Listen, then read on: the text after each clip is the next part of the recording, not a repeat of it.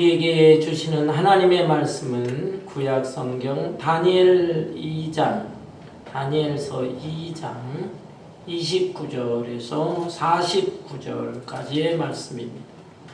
구약 성경 1234페이지 다니엘서 2장 29절에서 49절까지 내용이 좀 깁니다마는 제가 한 절, 여러분 한 절 정확하게 구절을 보면서 서로 교독하겠습니다. 왕이여, 왕이 침상에서 장래일을 생각하실 때에 은밀한 것을 나타내시는 이가 장래일을 왕에게 알게 하셨사오며 내게 은밀한 것을 나타내시면 내 지혜가 모든 사람보다 낫기 때문이 아니라 오직 그 해석을 왕에게 알려서 왕이 마음으로 생각하던 것을 왕에게 알려주려 하시니라. 왕이여, 왕이 한 큰 신상을 보셨나이다. 그 신상이 왕의 앞에 섰는데 크고 광채가 매우 찬란하며 그 모양이 심히 두려우니 그 우상의 머리는 순금이요 가슴과 두 팔은 은이요 배와 넓적 다리는 롯이요 그 종아리는 쇠요 그 발은 얼마는 쇠요 얼마는 진흙이었나이다. 또 왕이 보신즉 손대지 아니한 돌이 나와서 신상의 쇠와 진흙의 발을 부서뜨리매 그때 쇠와 진흙과 놋과 은과 금이 다 부서져 여름 타작마당에 겨같이 되어 바람에 불려간 곳이 없었고 우상을 친 돌은 태산을 이루어 온 세계에 가득하였나이다.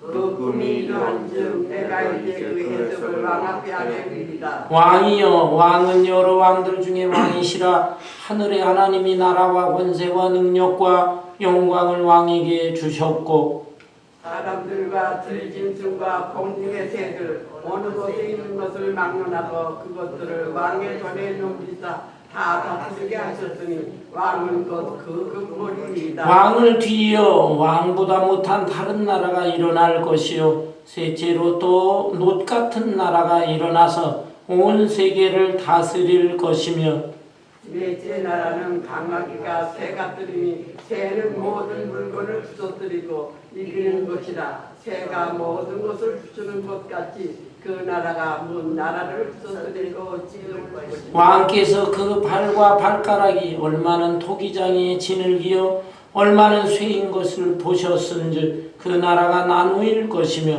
왕께서 쇠와 진흙이 섞인 것을 보셨은즉 그 나라가 쇠 같은 든든함이 있을 것이나 그 발가락이 얼마는 쇠요 얼마는 진흙인즉 그 나라가 얼마는 든든하고 얼마는 부서질 만한 것이다. 왕께서 쇠와 진흙이 섞인 것을 보셨은즉 그들이 다른 민족과 서로 섞일 것이나 그들이 피차에 합하지 아니함이 쇠와 진흙이 합하지 아니함과 같으리이다.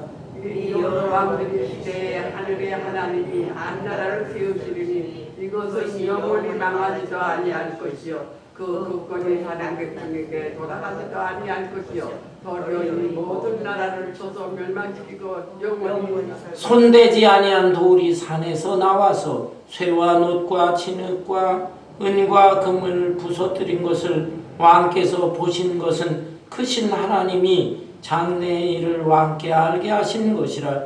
이 꿈은 참되고 이 해석은 확실하니이다 하니 이에 누가의 딸 왕이 엎드려 다니엘에게 절하고 명하여 예물과 향품을 드리게 하니라. 왕이 대답하여 다니엘에게 이르되 너희 하나님은 참으로 모든 신들의 신이시요 모든 왕의 주제시로다. 내가 능히 은밀한 것을 나타내었으니 내 하나님은 또 은밀한 것을 나타내시는 이시로다. 왕이 다니엘을 높여 귀한 설문을 많이 주며 그를 세워 바벨론 온 지방을 다스리게 하며 또 바벨론 모든 지혜자의 오류를 삼았으며 49절 다같이 왕이 또 다니엘의 요구대로 사드락과 메삭과 아벤느고를 세워 바벨론 지방의 일을 다스리게 하였고 다니엘은 왕궁에 있었더라. 아멘. 아멘. 사람이 꿈을 꿀 때에는 여러 가지 원인으로 인해서 꿈을 꾸게 된다고 합니다. 우선은 과거에 경험했던 것이 꿈으로 나타날 수가 있습니다. 어린 시절에 동네 친구들하고 어울려서 재미있게 놀던 것, 그것이 어른이 되어서도 꿈속에 나타나는 경우가 있습니다. 특별히 충격적인 일을 경험했을 때 그것이 꿈으로 나타나기도 합니다. 예를 들어서 어린 시절에 물에 빠진 경험이 있게 된다면 이것이 이제 꿈속에 자주 나타나게 되고 자기의 마음을 괴롭힙니다. 그러면서 실제 생활 속에서도 물을 두려워하게 되고 결국 수영을 배우지 못하는 사람들이 있는 것입니다. 또한 꿈은 자신의 마음속에 있는 욕망이 꿈으로 나타날 때가 있습니다.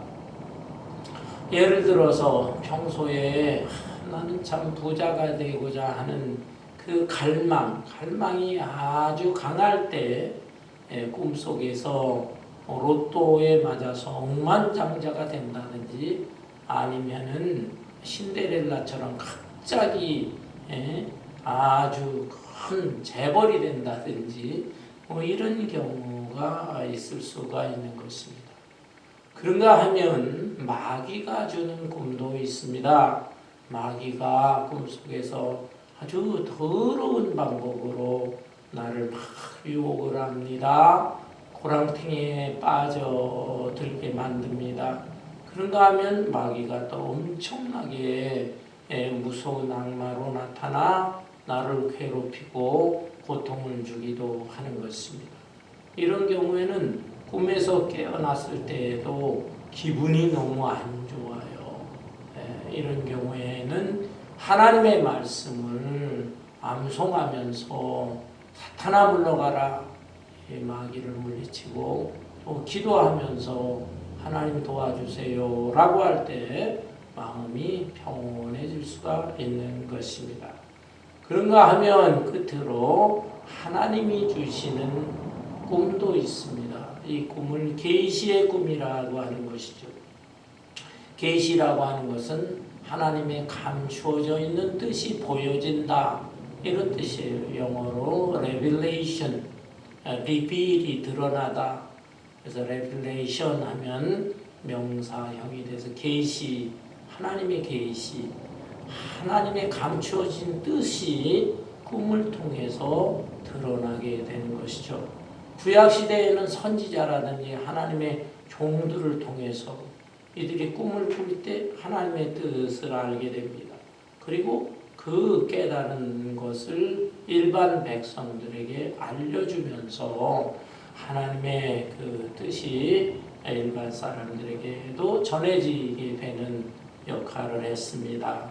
그렇지만은 신약 시대에 와서 우리는 조심해야 됩니다. 하나님의 계시는 성경 말씀을 통하여 완전히 계시되었습니다. 성경이 하나님의 완전 계시예요. 그래서 어떤 사람이 난 하나님의 계시를 받았다라고 할 때 그 사람을 경계해야 되는 것입니다.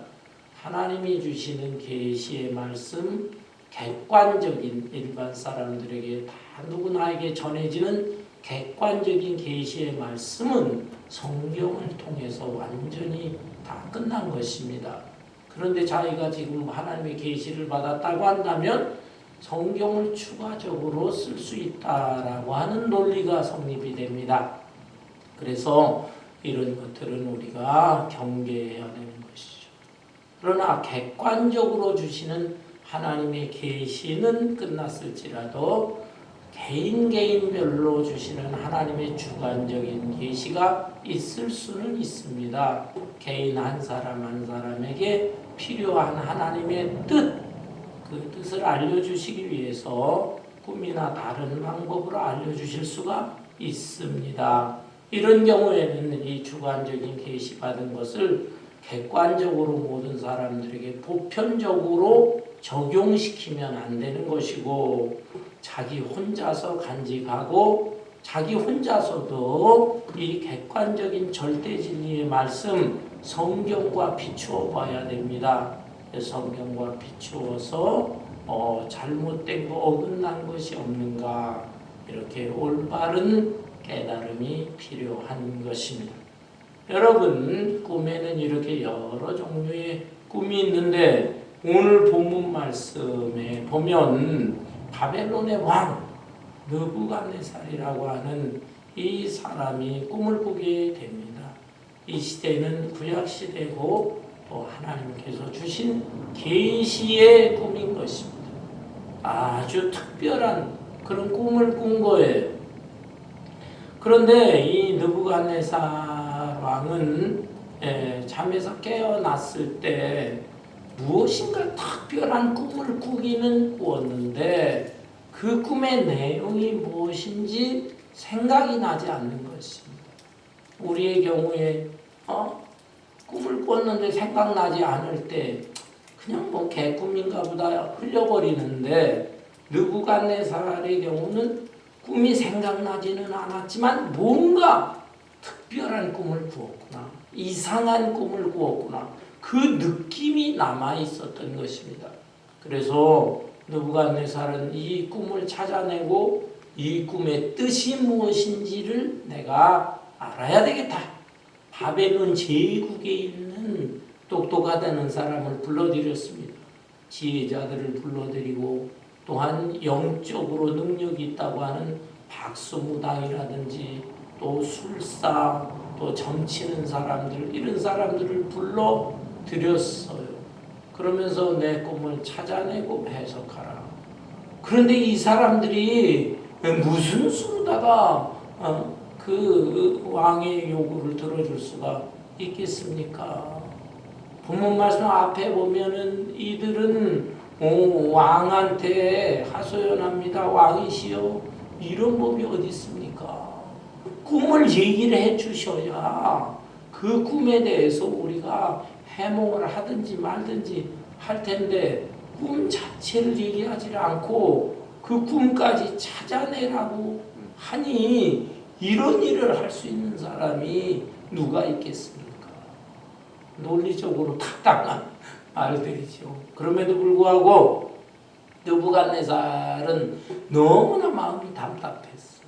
그래서 화가 나서 이놈들아 너희들이 그렇게 똑똑하고 또 신령하고 한다고 하는데 왜 내 요구를 들어주지 못하냐. 이들을 전부 다 처형시켜라.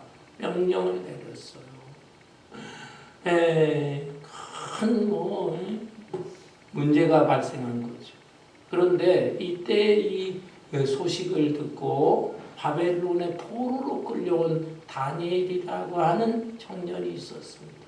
이 다니엘은 자기를 보살펴주고 관리를 하는 아리옥이라고 하는 근위대장, 오늘날로 말하면 경호실장입니다. 왕의 경호실장 앞에 가서 나로 하여금 느부갓네살 왕을 만나게 해주시오. 왕의 근심을 내가 해결해 드리겠나이다. 이 아리옥으로서는 굉장히 모험이었지만은 평소에 다니엘이 총명하다는 것을 알고 있었어요. 그래서 다니엘을 느부갓네살 왕에게 데려가서 만남을 이루어지게 합니다. 이때 이 왕으로서는 네가 정말 내가 무슨 꿈을 꿨는지 꿈을 찾아내고 해석할 수 있느냐라고 반문했는데 이 다니엘이 저한테 시간을 좀 주십시오. 일정 시간을 주시면 제가 반드시 왕의 요구를 들어드리겠나이다. 이렇게 해서 약속을 받고 물러나고 자기는 자기의 친구들이 있어요. 아주 절친한 친구들 사드락 메삭 아벳느고 같이 포로로 끌려온 그 친구들에게 부탁합니다. 나를 위해서 기도를 해달라. 지금 이 왕의 꿈을 찾아내고 해석을 해야 되는데 이것을 할 때에 정말 여기에 인생에 우리들 인생에 큰 변화도 있을 수가 있는 것이고 또 앞으로 우리 포로된 이스라엘에게도 어떤 영향을 줄 수가 있다. 기도해 달라라고 했어요. 그리하여 그들이 합심해서 기도했을 때 마침내 하나님의 놀라우신 은혜로 이 느부갓네살 왕의 꿈을 찾아내고 해석도 하게 된 것입니다. 여러분, 요즘 우리가 컴퓨터를 사용하잖아요. 여러분은 그런 경험이 있습니까? 컴퓨터를 사용할 때 컴퓨터에다가 저장재 시켜놓은 여러 서류들이 있을 수가 있어요. 또 여러 사진들도 있을 수가 있어요.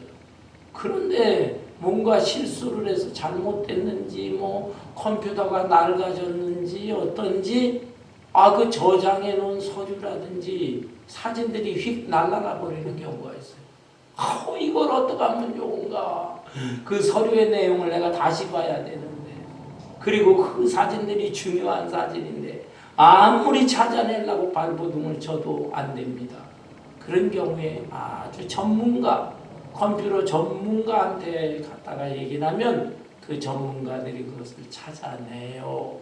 그럴 때 얼마나 기쁩니까? 예, 얼마나 아이고 다행이구나, 이걸 찾아냈구나. 마찬가지예요. 지금 이 느부갓네살 왕의 경우에 뭔가 이상한 꿈을 꿨는데 아유 꿈이면 생각나지 않고 답답한 막 이런 경우인데 다니엘이 드디어 하나님의 은혜로 찾아냈어요. 그리고 다시 아리옥이라고 하는 이 경호실장을 통해 가지고 이 느부갓네살 왕을 만나게 된 것입니다. 그리고 왕과 대화하는 내용, 그리고 왕에 대해서 그 꿈의 내용, 그리고 그 꿈에 대한 해석, 이것이 바로 오늘 본문 말씀에 나타나 있는 내용인 것입니다. 여러분, 본문 29절을 볼까요? 왕이여, 왕이 침상에서 장래일을 생각하실 때에 은밀한 것을 나타내시는 이가 장래의 일을 왕에게 알게 하였사오며 내게 이 은밀한 것을 나타내심은 내 지혜가 모든 사람보다 낫기 때문이 아니라 오직 그 해석을 왕에게 알려서 왕이 마음으로 생각하던 것을 왕에게 알려주려 하심이니이다. 다니엘은 느부갓네살을 만나서 왕이시여, 왕이 자신의 앞날 그리고 나라의 앞날에 대해서 늘 근심을 하고 계셨을 텐데 하나님께서 바로 그 왕과 왕의 제국의 앞날에 대해서 은밀한 것을 알려주셨나이다. 내가 이제 그것을 얘기하겠나이다. 그러니까 이 왕이 어떻게 생각하든, 이야 다니엘 네가 대단하구나. 거대한 나의 이 바벨론의 제국의 똑똑한 자들, 무슨 뭐 술사나 점쟁이들, 그들도 못 찾아냈는데 네가 정말 찾아냈단 말이냐, 감탄하게 되는 것이죠. 그런데 다니엘은 겸손한 사람이었습니다. 제가 한 것이 아닙니다. 하나님께서, 내가 섬기는 여호와 하나님께서 이것을 다 찾게 해주시고 해석까지 하게 하셨나요? 다니엘은 참 이렇게 겸손하고 신실한 사람이에요. 사람이 세상에서도 높아지고 간혹 심지어 이 영적인 세계, 하나님 나라 교회에서도 높은 자리 위치에 올라가게 되면 겸손하지 못하고 교만한 자들이 있어요. 자기 자신이 뭐 대단한 사람인 줄 알고 자기 자신을 뭐 내세우려고 하고. 그러나 다니엘의 신앙 인격을 본받아야 되는 것입니다. 하나님을 높이고 자신은 일반 평범한 사람에 불과한 것입니다. 그러면 하나님께서 나에게 알려주신 그 놀라운 그 꿈의 내용이 무엇인가, 그걸 설명을 해 주겠습니다. 31절, 왕이여, 왕이 한 큰 신상을 보셨나요? 그 신상이 왕의 앞에 섰는데 크고 광채가 매우 찬란하며 그 모양이 심히 두려우니, 왕이시여, 왕이 꾼 그 꿈의 내용은 이것입니다. 왕 앞에 아주 커다란 사람 모양을 한 신상이 나타났을 것입니다.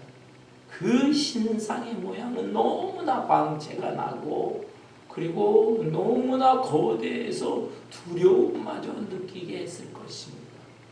느부갓네살은 그렇구나 생각이 나기 시작을 했을 거예요.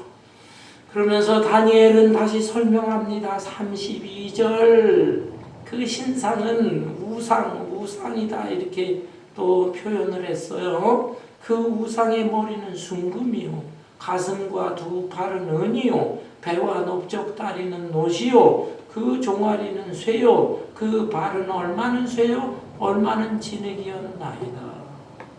사람 모양을 하는 그 거대한 신상의 모습을 보면 머리는 순금으로 이루어졌습니다. 그리고 가슴과 양팔은 은으로 이루어졌습니다.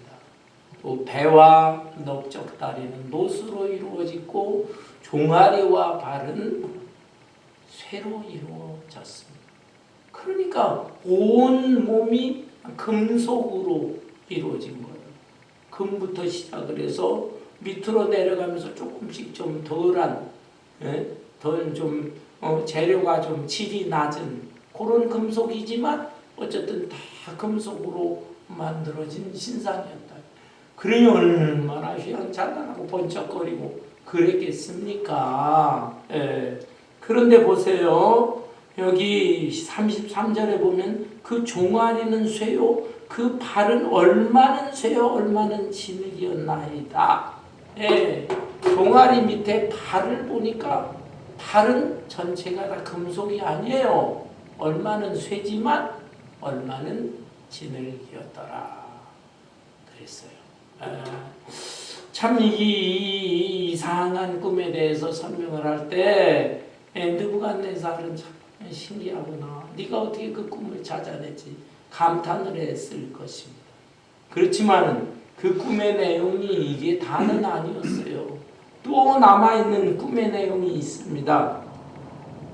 34절에 보니까 또 왕이 보신즉 손대지 아니한 돌이 나와서 신상의 쇠와 진흙의 발을 쳐서 부서뜨림에 그때의 쇠와 진흙과 녹과 은과 금이 다 부서져 여름 타작마당에 겨같이 되어 바람에 불려간 곳이 없었고 우상을 친 돌은 태산을 이루어 온 세계에 가득하였나이다.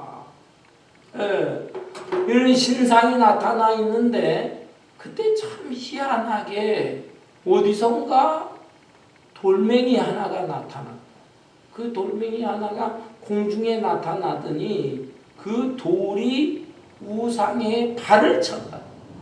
우상의 쇠와 진흙으로 이루어진 발을 탁 치니까 우상이 넘어지면서 노수로 된 종아리도 부서지고 또 이제 그 위에 그 가슴과 양팔도 무너지고 그리고 순금으로 이루어진 그 머리도 무너지고 전부 부서져서 가루가 되었는데 마치 여름 타작마당에 날리는 겨같이 타작할 때 겨가 날아가듯이 그 신상이 무너져 가루가 되고 그것이 다 온데간데 없이 사라지고 말았습니다.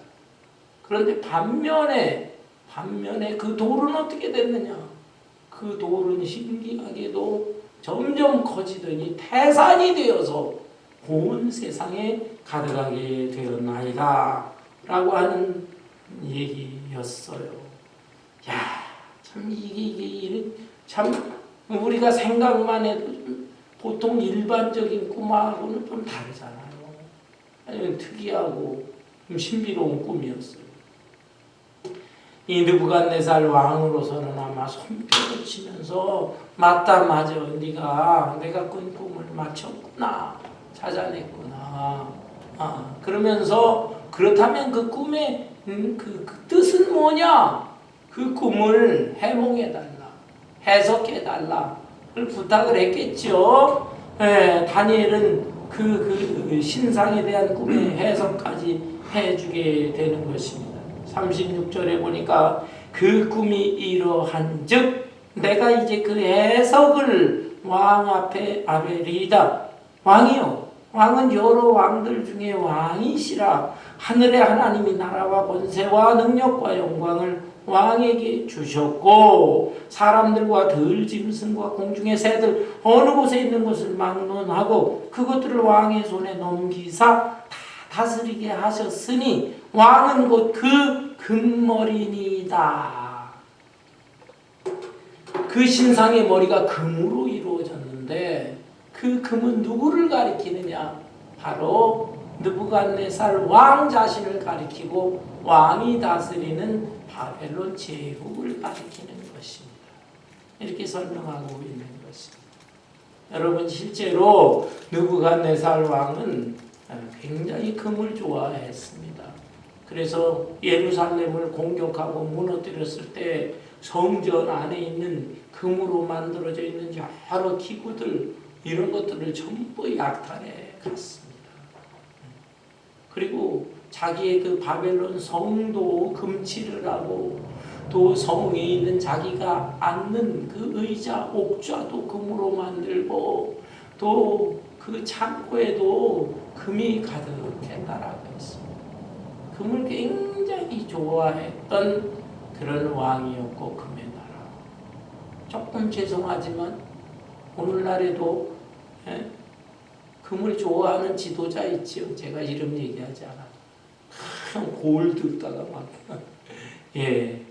바벨론 왕 느부갓네살 금을 좋아했고 또 바벨론 제국이 금의 나라처럼 아주 굉장히 그러나 이 금의 나라가 계속되지는 않습니다.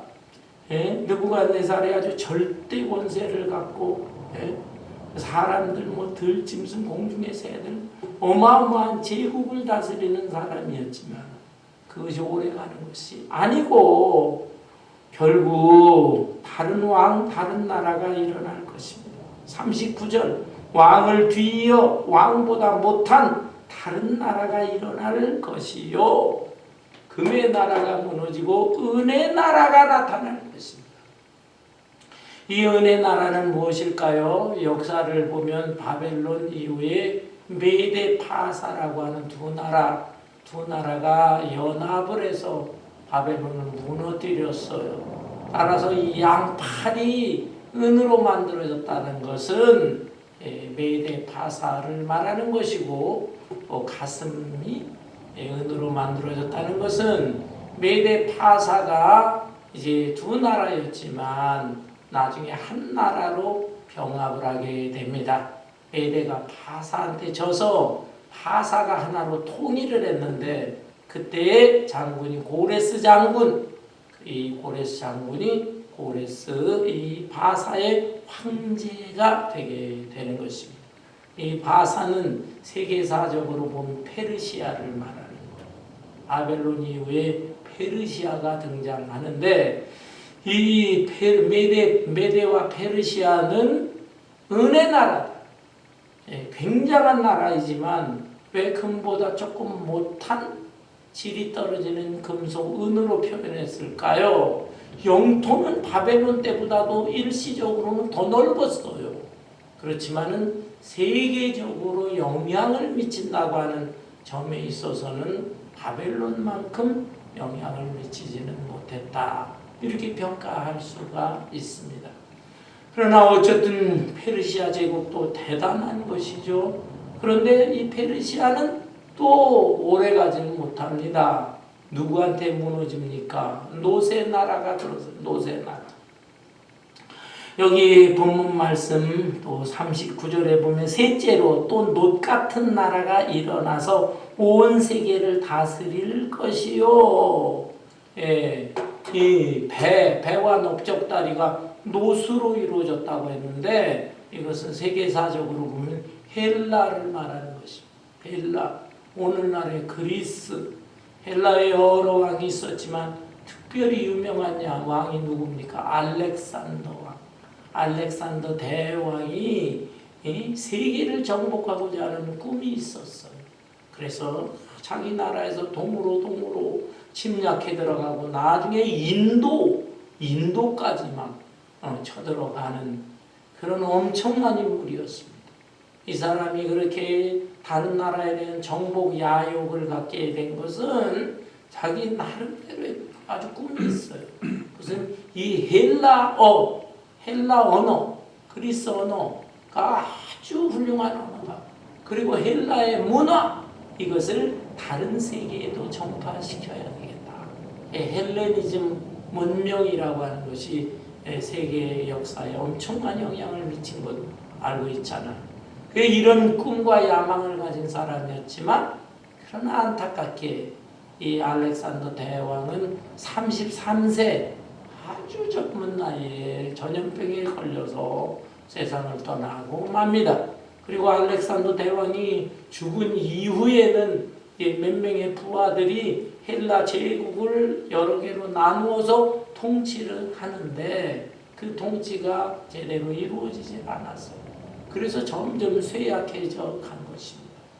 헬라 제국이 대단했지만, 그러나 그 역사가 이렇게 분열이 되고 오래가지 못하는 것을 볼 때 노새 나라, 은보다 좀 떨어진 노새 나라로 표현을 하게 된 것입니다. 이 노새 나라 역시 오래가지를 못합니다. 이제 어느 나라가 등장합니까? 철의 나라, 쇠 나라가 등장한다. 그 쇠 나라는 바로 로마를 가리키는 것이었어요. 그래서 40절에 보면 넷째 나라는 강하기가 쇠 같으리니 쇠는 모든 물건을 부서뜨리고 이기는 것이라. 쇠가 모든 것을 부수는 것 같이 그 나라가 문 나라를 부서뜨리고 찌을 것이요. 와, 이 종아리가 쇠로 이루어졌다는 것입니다. 여러분, 종아리라고 하는 것은 사람에게 이렇게 힘을 주고 활동을 하게 하고 하는 근거가 되는 거예요. 그래서 다리 힘이 강한 사람은 건강하고 활발합니다. 다리 힘이 약하면 자꾸 주저앉게 되고, 그래서 몸 전체가 쇠약해져가고 병도 걸리고 오래 못 사는 것이죠. 그런데 그 다리 종아리가 제일 강한, 가치로 볼 때는 금이나 은이나 놋보다 떨어지지만 그 강도에 있어서는 쇠가 제일 강하잖아요. 그 쇠로 표현됩니다. 로마는 그 당시까지 앞에 있었던 여러 나라들에 비해서 가장 강대한 나라였어요. 철로다가 무기를 만들고 그 무기로 인해서 주변에 있는 여러 나라들을 다 정복하고 연전연승을 하면서 승리하고 어마어마한 로마 제국을 형성한 것이죠. 그렇지만 이 로마에도 문제가 발생합니다. 왜냐하면 다른 많은 나라들을 갖다가 다 흡수시키다 보니까 인종 간의 갈등이 있어요. 인종 간의. 그 다음에 그들이 섬겼던 종교라든지 사상 이념 이런 것들이 차이가 나잖아요. 그래서 종교 이념 간의 갈등이 벌어지게 됩니다. 그래서 이 본문 신상의 모습을 볼 때 발과 발가락을 보면 쇠만 있는 것이 아니라 진흙도 있었다. 연약한 진흙이지만은 그들이 다 섞여 있으면서 이것이 하나가 되지를 못하는 거예요. 서로 이질감을 느끼고 갈등을 느끼고 분열하게 되는 것입니다. 여러분, 여기 41절부터 보면 왕께서 그 발과 발가락이 얼마는 토기장의 진흙이 얼마는 쇠인 것을 보셨은즉 그 나라가 나누일 것이며 왕께서 쇠와 진흙이 섞인 것을 보셨은즉 그 나라가 쇠 같은 든든함이 있을 것이나 그 발가락이 얼마는 쇠요 얼마는 진흙인즉 그 나라는 얼마는 든든하고 얼마는 부서질 만한 것이며 왕께서 쇠와 진흙이 섞인 것을 보셨은즉 그들이 다른 민족과 서로 섞일 것이나 그들이 피차에 합하지 아니하니 쇠와 진흙이 합하지 않음과 같으리다. 로마 제국 역시도 많은 문제가 있고 역사를 볼 때 이제 한 400년대 이 무렵에 로마의 한쪽이 무너지고 또 1000년 좀 지나서 또 로마의 다른 한쪽이 무너지고 하는 것을 역사를 통해 볼 수가 있는 것입니다. 이렇게 다니엘은 지금 느부갓네살 왕의 꿈에 대해서 차근차근 하나님의 계시를 받아서 해석을 해주고 있습니다. 그런데 꿈이 이것으로 다 끝이 아니잖아요. 그 다음에 또 신기한 현상이 일어났잖아요. 한 산에서 나타난 돌 하나가 공중에 떠 있다가 그 돌이 신상에 발을 치니까 이 신상이 다 무너지고 부서지고 가루가 되고 나고, 그리고 그 작은 돌은 점점 커져서 태산을 이루게 되었다. 그 뜻이 무엇이냐라고 하는 것이죠. 본문 44절에 보면은 이 여러 왕들의 시대에 하늘의 하나님이 한 나라를 세우시리니 이것은 영원히 망하지도 아니할 것이요 그 국권이 다른 백성에게로 돌아가지도 아니할 것이요 도리어 이 모든 나라를 쳐서 멸망시키고 영원히 설 것이라. 손대지 아니한 돌이 산에서 나와서 쇠와 놋과 진흙과 은과 금을 부서뜨린 것을 왕께서 보신 것은 크신 하나님이 장래일을 왕께 알게 하신 것이라. 이 꿈은 참되고 이 해석은 확실하니이다. 여러분, 이 한 산에서 나온 돌, 시온산을 가리키는 것 같아요. 이스라엘의 시온산. 거기서 나온 그 돌 하나, 그것은 바로 누구를 가리키겠습니까?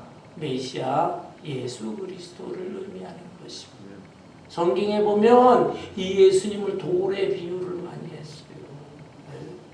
예수님은 구원의 반석이 되신다.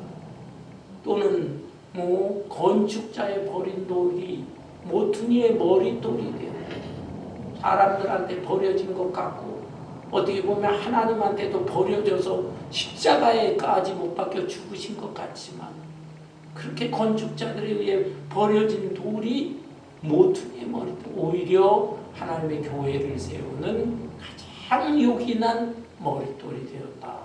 예수님 아니에요, 예수님. 또한 베드로전서에 보면 베드로전서 2장에 예수님을 가리켜 산돌이다. 돌은 생명체가 없는데 예수님을 가리켜 산돌이다. 예수님은 생명체가 없는 죽은 돌이 아니에요. 다시 부활하신 예수님, 살아있는 돌이다. 바로 여기에 있는 공중에 떠 있는 돌, 그것은 예수님을 가리키는데, 이 로마 시대, 로마의 제국을 이루고 했지만은 거기에 여러 인종들이 갈등을 일으키고 이념 간의 갈등이 있고 이런 그런 시대에 예수님이 나타나신.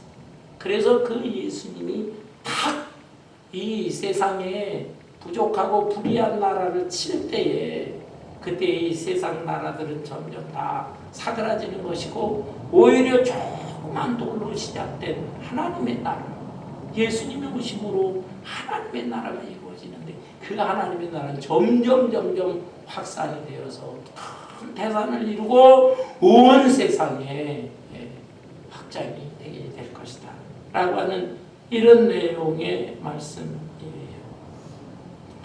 여러분, 우리는 이 느부갓네살의 꿈을 통해 또 해석을 통해서 깨닫는 바가 있어야 될 것입니다. 무엇을 깨달아야 되느냐? 첫째, 역사의 주인은 하나님이시다라는 것. 많은 사람들은 이 역사는 누가 만들어가고 이끌어가느냐? 사람들이 만들고 사람들이 이끌어간다 생각합니다. 표면적으로 볼 때는 그런 것 같아요. 이 세상의 위대한 권력자들, 또한 엄청난 영웅호월들, 아주 똑똑하고 총명한 사람들, 이런 사람들이 나타나가지고 시대를 막 만들어가고 세상을 변화시키고 엄청난 이 역사를 만들고 이끌어가는 것처럼 느껴집니다. 그러나 아닙니다. 그 배후에 하나님이 계시는 거예요. 마치도 연극 무대를 보세요. 연극 무대에 다양한 그 배우들이 나타나서 이러저런 말도 하고 연기도 하고 하지만은 그들의 개인 의지로만 그렇게 하는 게 아니죠. 오히려 그 배우의 그 연극을 만들고 또 주도하고 진행시켜 나간 연출가, 감독이 있잖아요. 그거와 마찬가지로 하나님께서 역사를 만들고 이끌어 가시는 거예요. 그러면 선하신 하나님이 왜 이렇게 엄청난 독재자들도 나오고 또 문제 있는 나라들을 만들고 이렇게 하실까? 하나님은 선하신 하나님. 그래서 하나님의 뜻대로 이 세상 역사가 흘러가길 바라시지만 아주 불의하고 못된 자들이 나타날 때 그들을 일시적으로 허락을 하셨지만은 그들을 내리치시는 거예요. 하나님이 준비하신 몽둥이로. 근데 더 힘세고 더 강한 사람, 더 일시적으로 필요한 사람을 세우셔서 그런 나라들을 만드셔서 내리치게 하고 그 왕과 그 나라가 하나님의 뜻대로 행하지 않을 때 또다시 하나님께서는 나타나셔서 내리치고 무너뜨리고 하십니다. 하나님이 역사의 주인이시다. 역사를 영어로 히스토리라고 합니다. 히스토리. 히스토리의 그 글자를 분석을 해보면 HIS, 히스예요. 히스. 그 다음에 S는 중복이지만 스토리. 그의 이야기다. 일반 세상 사람들은 그렇게 인정하지 않지만 하나님을 믿는 사람들은 무엇이냐? 역사는 그의 이야기다. 그분의 이야기. 곧 하나님의 이야기다. 이렇게 우리는 이해하고 받아들일 필요가 있습니다. 역사의 주관자는 히스토리. 하나님의 이야기. 하나님이 주관하신다. 이렇게 볼 때 세상 나라는 오래가지 않는다라는 거예요. 두 번째 교훈은 세상 나라는 오래가지 않는다. 물론 작고 연약한 나라들 금방 없어지지만 역사를 통해 볼 때 아주 강대한 나라. 아니 본문에서 지금 지명하고 있는 바벨론 또는 페르시아, 헬라, 로마 어마어마하게 강대한 나라들이에요. 그러나 그런 나라들도 하나님의 뜻에 맞춰서 하나님께서 원하시는 가치관대로 그 생활하지 않을 때 하나님께서는 여지없이 그런 나라들일지라도 무너뜨리신다라고 하는 것을 기억해야 되는 것입니다. 세 번째 교훈은 무엇인가? 이 세상의 나라들은 존재했다 사라지고 또다시 존재했다 사라지고 하지만은 하나님의 나라, 예수님을 통해서 시작된 하나님의 나라. 물론 구약 시대에도 하나님의 나라는 있었어요. 믿음의 조상들. 그러나 그들도 예수님을 바라봤어요. 앞으로 오실 예수님 메시아를 생각하면서 믿음 생활했던 아브라함을 비롯한 믿음의 사람들. 그들에 의해서 하나님의 나라가 형성되고 있었지만은 그러나 하나님의 나라의 주인공이신 예수님이 이 세상에 오심으로 확실하게 하나님의 나라가 이루어지고 우리는 무엇이냐? 메시아 예수님을 바라보기보다는 이미 오신 예수님을 믿는 거예요. 이미 오신. 그러면서 동시에 역사의 마지막 때 다시 오실 예수님, 그 예수님을 또 바라보면서 신앙생활하는 사람들인 것입니다. 이러한 하나님의 나라가 지금 역사 속에서 처음에 예수님으로부터 아주 작게 시작되었지만 그 기독교가 환난과 핍박 속에서도 살아남아서 점점 커져서 하나님의 나라는 지금 확장되고 있다. 그리고 최종적으로 역사의 마지막에 우리 하나님 나라의 주인공인 예수님이 이 세상에 재림하시게 되면 지상의 나라는 호련히 사라지고 하나님의 나라는 완성되게 되는 것이다. 그 나라에 우리 하나님의 백성들은 들어가서 영원히 살게 될 것이다. 라고 하는 말씀인 것입니다. 하나님의 나라가 세상의 나라를 이기는 것입니다. 여러분 본문 46절 볼까요? 이에 느부갓네살 왕이 엎드려 다니엘에게 절하고 명하여 예물과 향품을 그에게 주게 하니라. 세상의 왕으로 절대 권세를 가졌던 느부갓네살 왕. 다니엘이 꿈 해석을 할 때 그 앞에 엎드렸어. 이야, 기가 막히구나. 네가 이 꿈을 이렇게 찾아내고 알려주다니. 벌써 이 자체가 세상 나라가 하나님 나라한테 졌다는 뜻 아니겠어요? 47절에 왕이 대답하여 다니엘에게 이르되 너희 하나님은 참으로 모든 신들의 신이요 모든 왕의 주제시로다. 네가 능히 은밀한 것을 나타내었으니 네 하나님은 또 은밀한 것을 나타내시는 이시로다. 네가 섬기는 하나님, 그 하나님께 감탄을 하고 있는 거야. 그러면서 48절에 왕이 이에 다니엘을 높여 귀한 선물을 많이 주며 그를 세워 바벨론 온 지방을 다스리게 하며 또 바벨론 모든 지혜자의 어른을 삼았으며 그 어마어마한 바벨론 제국을 통치하는 총리 대신으로 삼았다. 다니엘이 총리 대신이 되었어. 그리고 49절 왕이 또 다니엘의 요구대로 사드락과 메삭과 아벳느고를 세워 바벨론 지방의 일을 다스리게 하였고 다니엘은 왕궁에 있었더라. 다니엘의 세 친구도 그 각 지방에 한 지방씩 차지하는 오늘날에 말하면 한 도지사 정도의 위치에 세워주었던 것입니다. 하나님의 사람, 하나님의 백성 도로로 끌려와서 고생하지만 때가 되니까 하나님께서 이렇게 놀랍게 축복을 베풀어 주신 내용이 남아 있습니다. 여러분, AD 5세기 지금으로부터 한 1500년 전이죠. 그 당시에 유명한 그 기독교 성자요 신학자인 아우구스티누스라는 사람이 있었습니다. 여러분은 아마 어거스틴, 영어로 어거스틴, 성 어거스틴 이렇게 기억하실 텐데 이 아우구스티누스는 젊은 시절에 많이 타락을 했지만 그러나 하나님의 음성을 듣고 그가 회개하고 새로운 사람이 되었어요. 바울 사도가 새로워졌듯이 새로운 사람이 되어서 정말 기독교 역사상 빼놓을 수 없는 위대한 신학자가 되었습니다. 그의 삶도 아름다운 삶을 살았지만은 그러나 그의 신학도 고대 신학자 중에서는 가장 위대한 신학자가 되었어요. 이 세인트 아우구스티누스 이 사람이 쓴 책 중에 하나님의 도성이라는 책이 있습니다. The City of God. 그 The City of God이라고 하는 하나님의 도성, 기독교 그 책으로서는 아주 최고의 명저서 중에 하나예요. 그 당시는 AD 5세기 400년대인데 이 로마 제국이 많이 흔들렸어요. 특별히 야만인이라 불려지는 고트족이 야만족이 쳐들어가게 되는데 제대로 대항을 못하면서 로마 시민들은 막 불안에 빠졌습니다. 어찌 우리의 이 어마어마한 제국이 흔들릴 수 있단 말이냐? 그 원인이 뭐냐? 기독교를 받아들여서 이렇게 약해졌다. 초창기 로마 제국은 엄청난 기독교를 핍박했지만은 AD 313년 콘스탄티누스 황제 때 기독교를 믿어도 좋다. 기독교는 참된 종교다. 인정해 주었어요.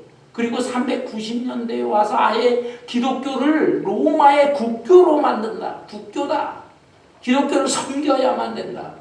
그들은 실제적으로는 그냥 로마의 토속 종교, 우상 종교들을 섬겼지만은 법적으로는 기독교를 섬겨야만 했어요.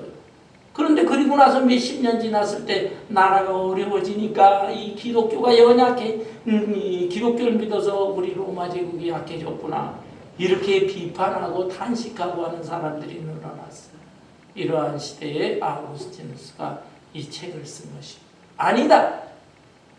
이 세상에는 두 나라가 있다. 하나는 바로 지상의 나라, 지상의 도성이요. 또 하나는 하나님의 나라와 하나님의 도성이다. 이 지상의 나라가 하나님의 뜻을 저버리고 그저 자기네들의 욕심대로 교만함으로 쾌락을 추구하고 하게 되면은 그 나라가 아무리 강할지라도 그것은 무너지게 되어 있다. 그러나 하나님의 나라는 다르다.